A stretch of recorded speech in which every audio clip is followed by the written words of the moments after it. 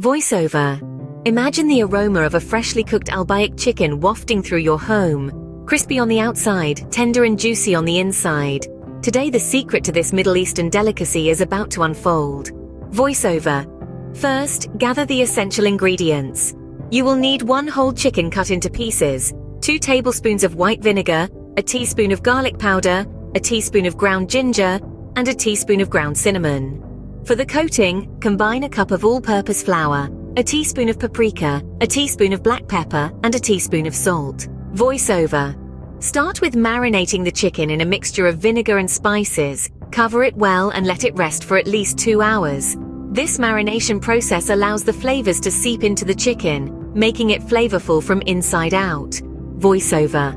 Once the chicken is marinated, it's time to coat it. Dip each piece into the flour mixture, ensuring it's thoroughly covered. Voiceover. Now comes the exciting part, frying. Heat up a generous amount of oil in a deep pan. Once the oil is hot, carefully drop in the chicken pieces. Fry them until they turn a beautiful golden brown. Voiceover. And there you have it. Your homemade Albaik chicken is ready to be devoured. Voiceover. To summarize, marinate the chicken in vinegar and spices, coat it in a seasoned flour mixture, and then fry it until golden. This simple yet delicious recipe is sure to be a hit at your next family dinner. Voiceover.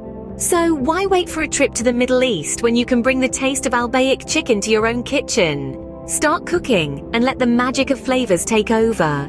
Voiceover. Thank you for tuning in. Remember, good food is all about experimenting and having fun in the kitchen. Until next time, happy cooking!